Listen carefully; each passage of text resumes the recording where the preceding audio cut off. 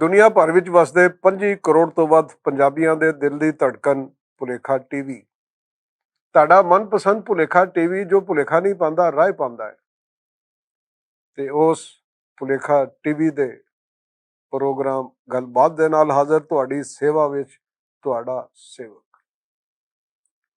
ਯਾਰ ਤਸੱਵਰ ਕਰੋ, ਭਾਵੇਂ ਨਜ਼ਰ ਦੀ ਐਨਕ ਲਾ ਕੇ ਤਸੱਵਰ ਕਰੋ ਤੇ ਭਾਵੇਂ ਟੈਕਨੀਕਲ ਐਨਕ ਪਾ ਕੇ ਤਸੱਵਰ ਕਰੋ, ਬਰਫ਼ ਪੈ ਰਹੀ ਹੈ।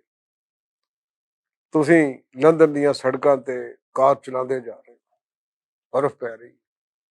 ਗੱਡੀ ਦੇ ਵਿੱਚ ਨੀਲੀ ਬਾਰ ਦੇ ਲੋਕ ਫਨਕਾਰ ਮੁਹੰਮਦ ਅਫਜ਼ਲ ਦਾ ਗੀਤ ਚੱਲ ਰਿਹਾ ਹੈ, ਸ਼ਿਵ ਕੁਮਾਰ ਬਟਾਲਵੀ ਦਾ ਗੀਤ ਹੈ, ਬੜਾ ਮਜ਼ਾ ਆ ਰਿਹਾ ਹੈ। ਤੁਸੀਂ ਪੱਬ ਚੋਂ ਨਿਕਲੇ ਹੋ, ਗਲਾਸੀ ਲਾ ਕੇ ਨਿਕਲੇ ਹੋ ਜਾਂ ਕੀ ਕਰਕੇ ਨਿਕਲੇ ਹੋ, ਪਰ ਤੁਸੀਂ ਜਾ ਰਹੇ ਹੋ, ਬਰਫ਼ ਡਿੱਗ ਰਹੀ ਹੈ। ਫਿਰ ਉਸ ਬਰਫ਼ ਤੇ ਐਂ ਘਮਾਸਾਨ ਹੁੰਦੀ ਗੱਡੀ ਜਿਹੜੀ ਹੈ, ਠੱਕ ਕਰਕੇ ਤੁਹਾਡੇ ਅਪਾਰਟਮੈਂਟ ਦੇ ਸਾਹਮਣੇ ਜਾ ਕੇ ਰੁਕਦੀ ਹੈ ਫੁੱਟਪਾਥ ਦੇ ਨਾਲ। ਤੁਸੀਂ ਐਂ ਕਰਕੇ ਚਾਬੀ ਕੱਢਦੇ ਹੋ, ਛਲੇ ਘੁਮਾਉਂਦੇ ਹੋ।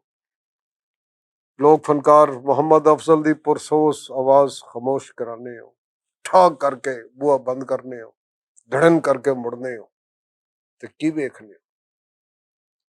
ਇੱਕ ਬੰਦਾ ਫੌਜੀ ਵਰਦੀਆਂ ਵਰਗੀ ਵਰਦੀ ਪਾ ਕੇ ਸਿਰ ਤੋਂ ਗੰਜਾ ਮੁਸਕਰਾ ਰਿਹਾ ਹੈ।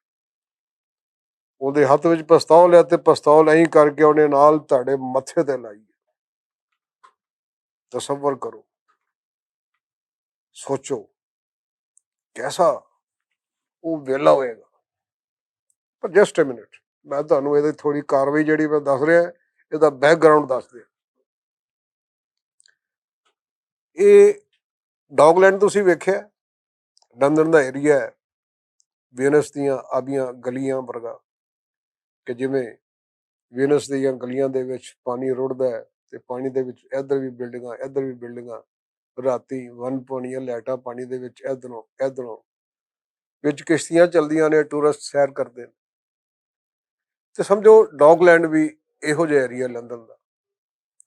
ਔਰ ਉੱਥੇ ਜਿਹੜੀ ਟ੍ਰੇਨ ਚੱਲਦੀ ਹੈ, ਜ਼ਮੀਨਦੋਜ਼ ਟ੍ਰੇਨ ਜਾਂ ਅੰਡਰਗਰਾਊਂਡ, ਉਹਦਾ ਡਰਾਈਵਰ ਕੋਈ ਨਹੀਂ ਹੁੰਦਾ। ਹਾਲਾਂਕਿ ਬੜੀ ਐਂ ਘੁੰਮਾ ਕੇ ਪੇਚਦਾ, ਜਿਵੇਂ ਚੂੜੀਆਂ ਵਾਲਾ ਪੇਚ ਨਹੀਂ ਹੁੰਦਾ ਘੇਰ ਡੱਬੇ ਦਾ, ਉਹ ਇੰਝ ਘੁਮਾ ਕੇ ਸੁਰੰਗਾਂ ਦੇ ਵਿੱਚੋਂ ਟ੍ਰੇਨ ਲੰਦਨ ਦੇ ਅੰਦਰ ਜਾਂਦੀ ਹੈ। ਪਰ ਉਹਦਾ ਡਰਾਈਵਰ ਕੋਈ ਨਹੀਂ, ਆਟੋਮੈਟਿਕ ਹੈ। ਡਰਦੇ ਮਾਰੇ ਜਿਨ੍ਹਾਂ ਨੂੰ ਮੌਤ ਦਾ ਫੋਬੀਆ ਹੁੰਦਾ ਹੈ, ਉਹ ਅਗਲੇ ਡੱਬੇ 'ਚ ਨਹੀਂ ਬਹਿੰਦੇ, ਕਿਉਂਕਿ ਡਰਾਈਵਰ ਉੱਥੇ ਹੁੰਦਾ ਨਹੀਂ ਤੇ ਸਾਹਮਣੇ ਜਿਹੜਾ ਸੁਰੰਗਾਂ ਨਜ਼ਰ ਆਉਂਦੀਆਂ ਨੇ, ਡਰਦੇ ਮਾਰੇ ਨਹੀਂ ਬਹਿੰਦੇ। ਤੇ ਮੈਂ ਜਦੋਂ ਵੀ ਰਾਤੀ ਦਿਹਾੜੀਆਂ ਲਾ ਕੇ ਆਉਂਦਾ ਸੀ, ਪਾਰਕਿੰਗ ਲਾਟ ਦੇ ਬਾਹਰ ਗੱਡੀ ਖੜੀ ਹੁੰਦੀ ਸੀ, ਪਾਰਕਿੰਗ ਲਾਟ ਦੇ ਅੰਦਰ, ਤੇ ਅਗਲੀ ਸੀਟ ਮੈਨੂੰ ਪਤਾ ਹੁੰਦਾ ਸੀ ਕਿ ਡਰਾਈਵਿੰਗ ਸੀਟ ਵਿਹਲੀ ਹੈ, ਸੱਜਣ ਜਾ ਕੇ ਉੱਥੇ ਸੌ ਜਾਓ, ਸਕੂਨ ਨਾਲ ਵੇਖੋ। ਜੇ ਕਿਤੇ ਗੱਡੀ ਵੱਜ ਵਜਾਵੀ ਗਈ ਤੇ ਬਚਣਾ ਤੇ ਮੈਂ ਵੀ ਨਹੀਂ, ਤੇ ਬਚਣਾ ਪਿਛਲਿਆਂ ਨੇ ਵੀ ਨਹੀਂ।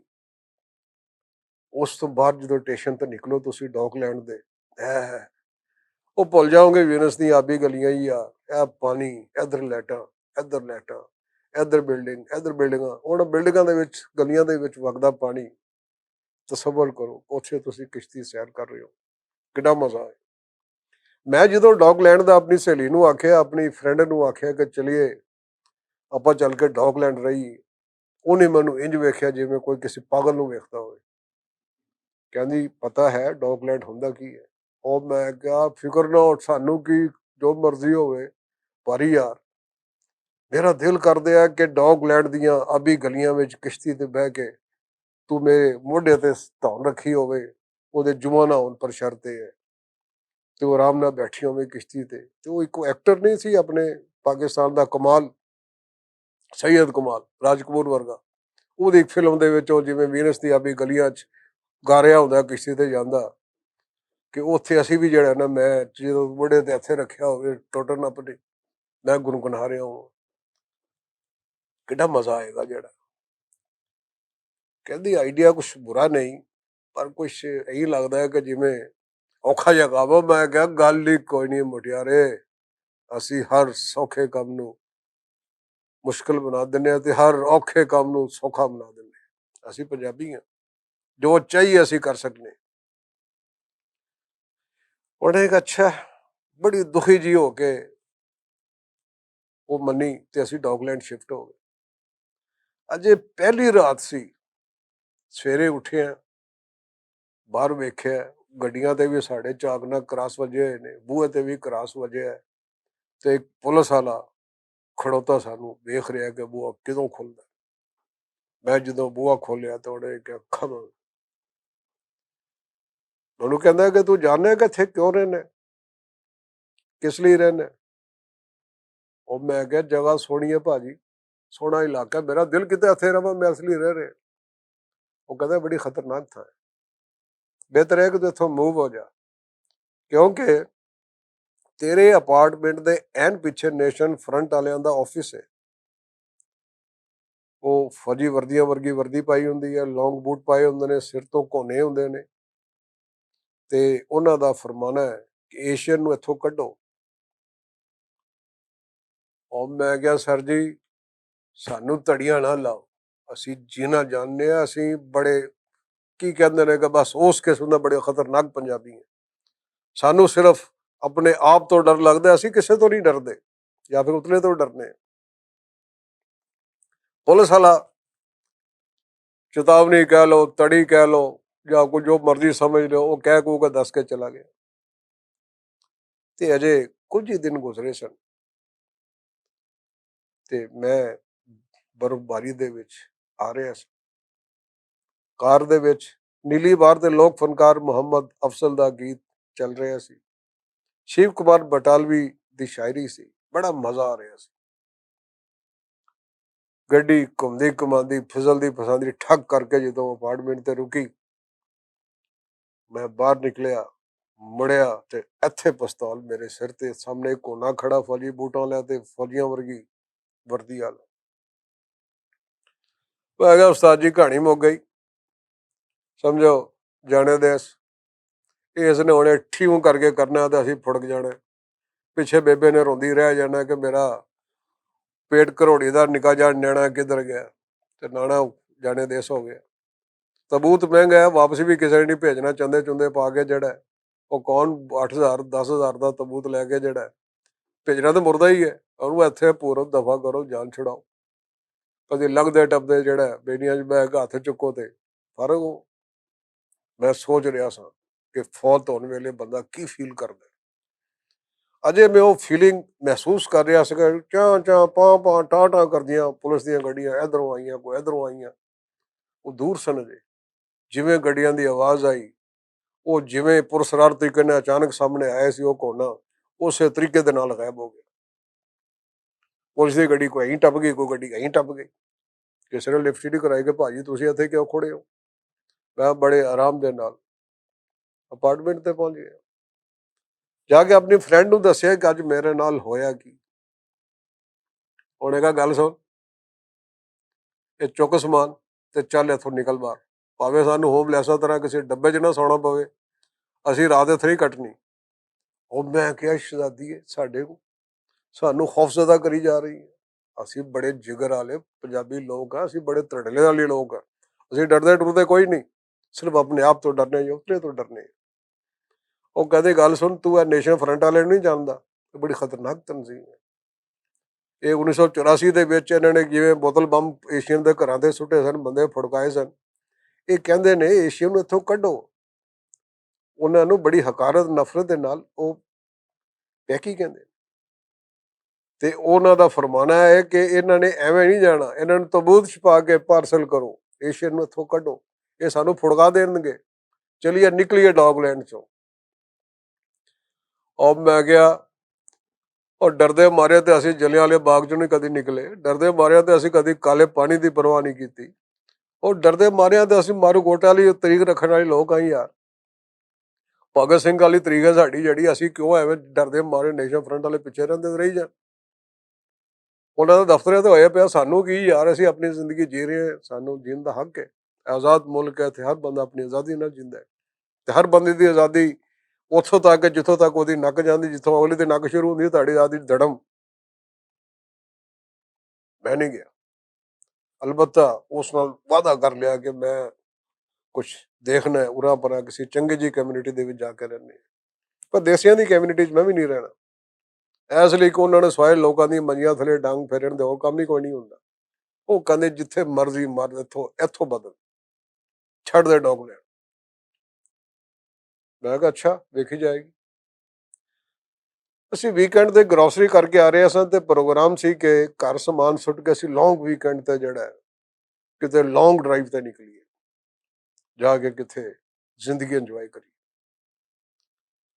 ਅਸੀਂ ਮਾਰਕੀਟ ਚੋਂ ਨਿਕਲੇ ਆ, ਮਾਲ ਚੋਂ ਨਿਕਲਦੇ ਵੇਖਿਆ ਇਹਦੇ ਸਾਹਮਣੇ ਫੁੱਟਪਾਥ ਤੇ ਉਹ ਗੰਜਾ, ਉਹ ਬੂਟ, ਉਹ ਵਰਦੀ, ਸਿਰਫ ਪਿਸਤੌਲ ਹੱਥ ਵਿੱਚ ਨਹੀਂ ਸੀ ਤੇ ਆਪਣੀ ਕਾਰ ਨੂੰ ਠੁੱਡੇ ਮਾਰੀ ਜਾ ਰਿਹਾ ਸੀ, ਗਾਲਾਂ ਕੱਢੀ ਜਾ ਰਿਹਾ ਸੀ। ਮੈਂ ਉਤਰ ਕੇ ਉਹਦੇ ਨਾਲ ਟੁਰਿਆ, ਫਰੈਂਡ ਨੂੰ ਦੱਸਿਆ ਉਹੀ ਗੰਜਾ ਹੈ ਜਿਹਨੇ ਮੈਨੂੰ ਫੜਕਾਉਣ ਦੀ ਲੁੜਕਾਉਣ ਦੀ ਕੋਸ਼ਿਸ਼ ਕੀਤੀ, ਪਰ ਮੈਂ ਬਚ ਗਿਆ। ਮੈਂ ਇਹਦੇ ਕੋਲ ਜਾਣਾ, ਉਹਨੇ ਕਿਹਾ ਇੱਥੇ ਆ, ਛੱਡ ਪਰਾਂ ਤੂੰ, ਜਿਹੜਾ ਮਰ ਜਾਏਗਾ, ਇਹ ਬੰਦੇ ਹੋਰ ਨੇ। ਉਹ ਮੈਂ ਕਿਹਾ ਨੋ ਪ੍ਰੋਬਲਮ, ਅਸੀਂ ਵੀ ਬੰਦੇ ਹੋਰ। ਮੈਂ ਗਿਆ ਉਹਦੇ ਕੋਲ, ਪੁੱਛਿਆ ਕਿ ਤੇਰੀ ਕੋਈ ਹੈਲਪ ਕਰ ਸਕਣਾ। ਉਹਨੇ ਕੋਈ 5-7 ਗਾਲਾਂ ਮੈਨੂੰ ਕੱਢੀਆਂ, 5-7 ਗੱਡੀ ਨੂੰ ਕੱਢੀਆਂ, ਫਿਰ ਇਸ ਗੱਲ ਤੇ ਗੱਡੀਆਂ ਕਿ ਇਹ ਗੱਡੀ ਚੱਲ ਕਿਉਂ ਨਹੀਂ ਰਹੀ। ਮੈਂ ਇਹੀ ਕਰਕੇ ਉਹਦਾ ਬੋਨਟ ਚੁੱਕਿਆ, ਵੇਖਿਆ ਇਧਰ ਉਧਰ, ਆਪਣੀ ਕੈਨਗਰੀ ਲੜਾਈ, ਫਾਰਮੂਲਾ ਲੜਾਇਆ, ਪਤਾ ਲੱਗਿਆ ਕਿ ਰੇਡੀਏਟਰ 'ਚ ਪਾਣੀ ਕੋਈ ਨਹੀਂ। ਮੈਂ ਆਪਣੀ ਗੱਡੀ 'ਚੋਂ ਬੋਤਲ ਕੱਢੀ, ਰੇਡੀਏਟਰ ਦੇ ਪਾਣੀ ਵਾਲੀ ਦੇ ਰੇਡੀਏਟਰ ਭਰਤਾ। ਬੈਟਰੀ ਦੀਆਂ ਕੋਈ ਉਹ ਲੂਸ ਸਨ ਤਾਰਾਂ ਸ਼ਾਰਾਂ, ਉਹ ਕੋ ਕੱਸਦੀਆਂ। ਉਹਨੂੰ ਆਖਿਆ ਹੁਣ ਇਸ ਨੂੰ ਜਰਾ ਸਟਾਰਟ ਕਰ। ਇਸ ਦੌਰਾਨ ਉਹ ਮੁਸਲਸਲ ਮੈਨੂੰ, ਗੱਡੀ ਨੂੰ, ਗੱਡੀ ਦੀ ਖਰਾਬੀ ਨੂੰ ਉਹ ਫਾੜ ਫਾੜ ਕਰਕੇ ਗਾਲਾਂ ਕੱਢਦਾ ਰਿਹਾ। ਉਹਨੇ ਜਦੋਂ ਗੱਡੀ ਸਟਾਰਟ ਕੀਤੀ ਤੇ ਚੰਗੀ ਭਲੀ ਗੱਡੀ ਸਟਾਰਟ ਹੋ ਗਈ, ਉਹਨੇ ਬਗੈਰ ਥੈਂਕ ਯੂ ਬੋਲਿਆ ਏਡੀ ਕੁ ਵੱਡੀ ਗਾਲ ਠਾ ਕਰਕੇ ਬਾਹਰ ਸੁੱਟੀ ਤੇ ਗੱਡੀ ਲੈ ਕੇ ਭੱਜ ਗਿਆ। ਮੇਰੀ ਫਰੈਂਡ ਸਾਰਾ ਕੁਝ ਵੇਖ ਰਹੀ ਸੀ, ਮੈਨੂੰ ਕਹਿੰਦੀ ਸੀ ਕਿ ਇਹਨੂੰ ਕਹਿੰਦੇ ਨੇ ਨੇਕੀ ਕਰ ਦਰਿਆ ਮੇਂ ਡਾਲ, ਤੇਰੀ ਕਿਸਮਤ ਚੰਗੀ ਹੈ, ਤੂੰ ਭਾਵੇਂ ਉਹਦੀ ਗੱਡੀ ਠੀਕ ਕਰਦਾ, ਭਾਵੇਂ ਉਹਦਾ ਗੱਡਾ ਠੀਕ ਕਰਦਾ, ਉਹਨੇ ਤੈਨੂੰ ਛੱਡਦਾ ਨਹੀਂ ਸੀ। ਪਤਾ ਨਹੀਂ ਕੀ ਮਸਰੂਫ ਬੰਦਾ ਕਿਤੇ ਜਾ ਰਿਹਾ ਹੋਣਾ ਕਿਸੇ ਹੋਰ ਨੂੰ ਫੁੜਕਾਉਣ, ਜਦ ਤੂੰ ਉਹਦੇ ਹੱਥੋਂ ਬਚ ਗਿਆ ਤੇ ਚੱਲ ਇੱਥੋਂ ਨਿਕਲੀਏ। ਮੈਂ ਕਿਹਾ ਅੱਛਾ ਬਈ, ਨਿਕਲ ਚੱਲਨੇ। ਮੈਨੂੰ ਰਾਹ 'ਚ ਸਮਝਾਉਂਦੀ ਗਈ, ਉਹ ਕਹਿੰਦੀ ਕਿ ਕੋਈ ਖੂਹ 'ਚ ਡਿੱਗ ਰਿਹਾ ਹੋਇਆ ਨਾ, ਉਹਨੂੰ ਪਿੱਛੋਂ ਠਾ ਕਰਕੇ ਧੱਕਾ ਦਿਓ, ਉਹਦੀ ਆਸਾਨੀ ਹੱਲ ਕਰੋ, ਉਹਨੂੰ ਬਚਾਉਣ ਦੀ ਕੋਸ਼ਿਸ਼ ਨਾ ਕਰੋ, ਜਦੋਂ ਜਾਂਦਾ ਜਾਂਦਾ ਤੁਹਾਡੀ ਬਾਂਹ ਫੜ ਕੇ ਤੁਹਾਨੂੰ ਵੀ ਖੂਹ 'ਚ ਲੈ ਪਏਗਾ। ਤੇ ਜਿਹੜੀ ਤੂੰ ਉਹਦੀ ਹੈਲਪ ਕੀਤੀ ਹੈ, ਬੜਾ ਖਤਰਨਾਕ ਕੰਮ ਸੀ ਤੇਰਾ ਜਿਹੜਾ ਨਾ, ਜਿਹਦੀ ਸ਼ੁਕਰ ਕਰ ਤੂੰ ਬਚ ਗਿਆ। ਉਹ ਮੈਂ ਕਿਹਾ ਅਸੀਂ ਤੇ ਪੰਜਾਬੀ ਲੋਕ ਆ, ਕਿੰਨੀ ਵਾਰੀ ਤੁਹਾਨੂੰ ਯਾਰ ਰੀਅਲਾਈਜ਼ ਕਰਾਉਣਾ ਪਏਗਾ, ਇਸ ਤੇ ਰਾਹ ਜਾਂਦੇ ਲੋਕਾਂ ਦੇ ਐਵੇਂ ਫੜੇ 'ਚ ਪੈ ਜਾਈਦਾ। ਉਹ ਕਿਸੇ ਬੰਦੇ ਦਾ ਸਿਰ ਪਾਟਿਆ ਹੋਵੇ ਤਾਂ ਜਾ ਰਿਹਾ ਹੋਵੇ ਥਾਣੇ, ਉਹ ਸਾਡੇ ਰੰਗਾ ਵੀ ਉੱਥੇ ਖੜਾ ਸੀ, ਉਹਨੇ ਕਿਹਾ ਕਿੱਥੇ ਜਾ ਰਿਹਾ, ਉਹਨੇ ਕਹਿੰਦਾ ਯਾਰ ਲੜਾਈ ਹੋ ਗਈ, ਕਿਸੇ ਨੇ ਮੇਰਾ ਸਿਰ ਪਾੜਤਾ। ਕੋਈ ਗੁਮਨਾਮ ਬੰਦਾ ਸੀ ਜਿਹਨੇ ਠਾ ਕਰਕੇ ਮਾਰੀ, ਤੇ ਮੇਰਾ ਜਿਹੜਾ ਉਹ ਸੀ ਕੋ ਪੈਸੇ ਗੰਢੜੀ ਜੀ ਉਹ ਖੋ ਕੇ ਲੈ ਗਿਆ। ਤੇ ਸਾਡੇ ਰੰਗੇ ਐਵੇਂ ਕਹਿ ਦਿੰਦੇ ਨੇ, ਅੱਛਾ ਥਾਣੇ ਜਾ ਰਹੇ ਆ ਤਾਂ ਯਾਰ ਗਵਾਹ 'ਚ ਮੇਰਾ ਨਾਮ ਵੀ ਲਿਖਾ ਦੇ। ਅਸੀਂ ਤੇ ਰਾਤ ਜਾਂਦੇ ਗਵਾਹ ਗਵਾਹੀ ਪਾ ਦਈਦੀ ਹੈ। ਇਹ ਤੇ ਫਿਰ ਉਹਦੀ ਹੈਲਪ ਕੀਤੀ। ਉਹ ਕਹਿੰਦੀ ਦੂਜਿਆਂ ਦੇ ਫੱਡੇ 'ਚ ਜਿਹੜਾ ਕੁੱਦਦਾ ਉਹਦਾ ਹਾਲ ਵੀ ਬੁਰਾ ਹੁੰਦਾ ਤੇ ਬਾਕੀਆਂ ਦਾ ਹਾਲ ਵੀ ਬੁਰਾ ਹੁੰਦਾ। ਉਹਦੀ ਗੱਲ ਮੈਨੂੰ ਕੋਈ ਸਮਝ ਨਹੀਂ ਆਈ। ਉਹਦੀ ਗੱਲ ਮੈਨੂੰ ਉਦੋਂ ਸਮਝ ਆਏ ਜਦੋਂ ਮੈਂ ਪਿਕਾਡਿਲੀ ਸਰਕਸ ਚੋਂ ਨਿਕਲ ਰਿਹਾ ਸਾਂ, ਉਹਦੇ ਟਿਊਬ ਸਟੇਸ਼ਨ ਦੀਆਂ ਪੌੜੀਆਂ ਕ੍ਰਾਸ ਕਰ ਰਿਹਾ ਸਾਂ। ਅਚਾਨਕ ਪਿੱਛੋਂ ਕਿਸੇ ਨੇ ਆ ਕੇ ਠਾਕ ਕਰਕੇ ਪਿੱਛੇ ਮੇਰੇ ਚੁੱਕਨੇ ਤੇ ਮਾਰੀ ਲੱਤ, ਤੇ ਯਾਰ ਔਰ ਹਿੱਸੇ ਦਾ ਕੰਨ ਜਾ ਵਜੇ। ਉਹਨੇ ਮੇਰੇ ਇਹੀ ਕਰਕੇ ਪਰਸ ਕੱਢਿਆ, ਜਾਂਦਿਆਂ ਜਾਂਦਿਆਂ 5-7 ਗਾਲਾਂ ਕੱਢੀਆਂ ਉਸ ਅਫਰੀਕੀ ਨੇ ਤੇ ਨੱਸ ਪਿਆ। ਉਹਨੂੰ ਪਰਸ ਦੀ ਪਰਵਾਹ ਨਹੀਂ ਸੀ, ਇਸ ਲਈ ਕਿ ਅਸੀਂ ਰਿਚ ਲੋਕ, ਬੜੇ ਬੜੇ ਅਮੀਰ ਕਬੀਰ ਲੋਕ ਲੰਦਨ 'ਚ ਰਹਿਣ ਵਾਲੇ, ਉਹਦੇ ਵਿੱਚ ਟੋਟਲ 4 ਪਾਉਂਡ ਤੇ 8 ਸੈਂਟ ਮੌਜੂਦ ਸਨ। ਤੇ ਐਡੀ ਖਤੀਰ ਰਕਮ ਲਈ ਉਹਦੇ ਪਿੱਛੇ ਮੈਂ ਜਾਣਾ ਪਸੰਦ ਨਹੀਂ ਕਰਦਾ ਸੀ। ਪਰ ਰੌਲਾ ਇਹ ਸੀ ਕਿ ਪਰਸ ਵਿੱਚ ਮੇਰਾ ਸੋਸ਼ਲ ਸਿਕਿਉਰਿਟੀ ਕਾਰਡ ਸੀ, ਡਰਾਈਵਿੰਗ ਲਾਇਸੈਂਸ ਸੀ, ਉਹਦੀ ਡੁਪਲੀਕੇਟ ਬਣਵਾਉਂਦਿਆਂ ਮੈਂ ਰੁਲ ਜਾਣਾ ਸੀ। ਲਿਹਾਜ਼ਾ ਮੈਂ ਐਂ ਕਰਕੇ ਕਫਾ ਟੁੰਗੀਆਂ ਆਪਣੀ ਜੈਕਟ ਦੀਆਂ ਤੇ ਪਿੱਛੇ ਨੱਸ ਪਿਆ ਉਸ ਕਾਲੇ ਦੇ। ਜਿੱਥੇ ਜ਼ੈਬਰਾ ਕ੍ਰਾਸਿੰਗ ਨਹੀਂ ਆਉਂਦੀ, ਉਹ ਪੱਬ ਦੇ ਉਰਲੇ ਪਾਸੇ ਕਰਕੇ ਹੀ ਯਾਰ, ਉੱਥੇ ਜਾ ਕੇ ਜਨਾਬ ਮੇਰਾ ਦਾ ਲੱਗਿਆ ਤੇ ਮੈਂ ਵੀ ਠਾ ਕਰਕੇ ਉਹਦੇ ਚੁੱਕਨੇ ਤੇ ਲੱਤ ਠੋਕਤੀ। ਉਹ ਡਿੱਗਿਆ ਤੇ ਇੱਕ ਲੱਤ ਹੋਰ ਠੋਕਤੀ। ਮੈਂ ਕਿਹਾ ਇਹ ਬੋਨਸ ਦੀ ਲੱਤ ਹੈ, ਤੂੰ ਇੱਕ ਮਾਰੀ ਸੀ, ਮੈਂ 2 ਮਾਰੀ।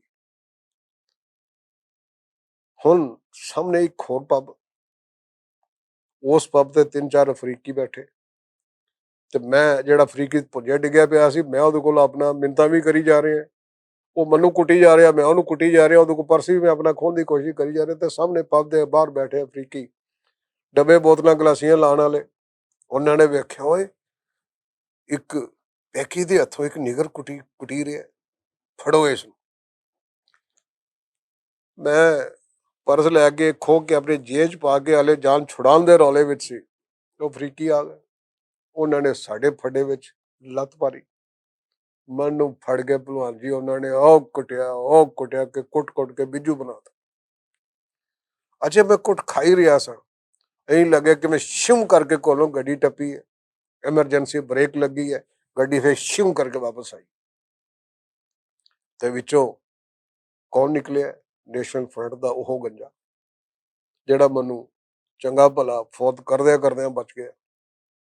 ਉਹਨੇ ਮੇਰੇ ਵੱਲ ਵੇਖਿਆ, ਉਹਨੇ ਕਾਲੇ ਵੱਲ ਵੇਖਿਆ, ਉਸ ਤੋਂ ਬਾਅਦ ਮੈਨੂੰ ਬੇਹੋਸ਼ ਹੋਣ ਵੇਲੇ ਸਿਰਫ ਇੰਨਾ ਪਤਾ ਸੀ ਕਿ ਸਾਰੇ ਉਹ ਅਫਰੀਕੀ ਕੁੱਟ ਖਾ ਕੇ ਬੇਹੋਸ਼ ਹੋਏ ਪਏ ਸਨ, ਤੇ ਉਹ ਬੰਦਾ, ਉਹ ਸਕਿਨ ਐਡਿਟ, ਉਹ ਨੈਸ਼ਨਲ ਫਰੰਟ ਦਾ ਬੰਦਾ, ਉਹ ਪੁਲਿਸ ਵਾਲਿਆਂ ਨੂੰ ਦੱਸ ਰਿਹਾ ਸੀ ਕਿ ਇਹ ਇਸ ਏਸ਼ੀਅਨ ਦਾ ਪਰਸ ਖੋ ਕੇ ਨੱਸ ਰਿਹਾ ਸੀ। ਫਿਰ ਮੇਰੀ ਅੱਖ ਜਾ ਕੇ ਹਸਪਤਾਲ ਖੁੱਲੀ, ਵੇਖਿਆ ਤੇ ਸਰਾਣੇ ਉਹ ਸਕਿਨ ਐਡਿਟ ਬੈਠਾ ਹੋਇਆ ਸੀ। ਮੇਰੀ ਗਰਲਫ੍ਰੈਂਡ ਉਸ ਤੋਂ ਡਰਦੇ ਮਾਰੀ ਖੁੰਝੇ 'ਚ ਖੜੀ ਹੋ ਗਈ, ਹੱਥ 'ਚ ਉਹਦੇ ਹੀ ਕੰਬੀ ਜਾਣ ਤੇ ਫੁੱਲਾਂ ਦਾ ਗੁਲਦਸਤਾ ਫੜਿਆ। ਉਸ ਨੇ ਸਕਿਨ ਐਡਿਟ ਨੇ ਖੀਸੇ 'ਚੋਂ ਹੀ ਕਰਕੇ ਪਲਾਸਟਿਕ ਦਾ ਇੱਕ ਗੁਲਾਬ ਦਾ ਫੁੱਲ ਕੱਢਿਆ, ਮੇਰੇ ਸਰਾਣੇ ਰੱਖਿਆ, ਮੈਨੂੰ ਕਹਿੰਦਾ ਕਿ ਤੂੰ ਮੇਰੀ ਗੱਡੀ ਠੀਕ ਕੀਤੀ, ਮੇਰੇ ਤੇ ਬੜਾ ਅਹਿਸਾਨ ਕੀਤਾ, ਮੈਂ ਤੈਨੂੰ ਕੁੱਟਦੇ ਬਚਾਇਆ, ਮੈਂ ਅਹਿਸਾਨ ਨਹੀਂ ਰੱਖਿਆ, ਸਭ ਬਰਾਬਰ ਹੋ ਗਿਆ, ਤੇ ਮੁੜ ਕੇ ਜੇ ਤੂੰ ਮੇਰੇ ਮੱਥੇ ਲੱਗਿਆ ਤੇ ਸਮਝ ਲਈ ਅਸੀਂ ਦੋਵੇਂ ਇੱਕ ਦੂਜੇ ਦੇ ਦੁਸ਼ਮਣ ਆ, ਜੇ ਬਚ ਸਕੇ ਤੇ ਬਚ ਜਾਈ, ਨਹੀਂ ਤੇ ਮੈਂ ਤੈਨੂੰ ਨਹੀਂ ਛੱਡਣਾ। ਇਹ ਕਹਿ ਕੇ ਉਹਨੇ ਗੁਲਾਬ ਦਾ ਪਲਾਸਟਿਕ ਦਾ ਜਿਹੜਾ ਫੁੱਲ ਸੀ ਬਿਸਤਰੇ ਤੋਂ ਚੁੱਕ ਕੇ ਮੇਰੇ ਸੀਨੇ ਤੇ ਰੱਖਿਆ, ਮੇਰੀ ਗੱਲ ਐਂ ਥਪਥਪਾਈ ਜਿਵੇਂ ਨਿਆਣੇ ਨੂੰ ਬੁਲਾਈਦਾ, ਤੇ ਬਾਹਰ ਨਿਕਲ ਗਿਆ। ਮੇਰੀ ਫਰੈਂਡ ਨੱਠ ਕੇ ਗਈ, ਕੁੰਡੀ ਅੰਦਰੋਂ ਲਾਈ, ਮੈਨੂੰ ਕਹਿੰਦੀ ਵੇਖ ਲਿਆ ਨਤੀਜਾ? ਮੈਂ ਕਿਹਾ ਜੋ ਨਤੀਜਾ ਮੈਂ ਕੱਢਿਆ, ਉਹ ਸੋਹਣੀਏ ਤੂੰ ਤੇ ਉਹ ਕੱਢ ਹੀ ਨਹੀਂ ਸਕਦੀ, ਤੂੰ ਤੇ ਮੈਨੂੰ ਘਰੋਂ ਕੱਢ ਸਕਣੀ ਹੈ, ਉਹ ਨਤੀਜਾ ਨਹੀਂ ਕੱਢ ਸਕਦੀ ਜਿਹੜਾ ਕਿ ਮੈਂ ਕੱਢਿਆ। ਗੱਲ ਨਿੱਕੀ ਜਿਹੀ। ਯਾਰ ਫਰੂਕਾ ਕੀ ਬਣੇਗਾ ਇਸ ਦੁਨੀਆ ਦਾ?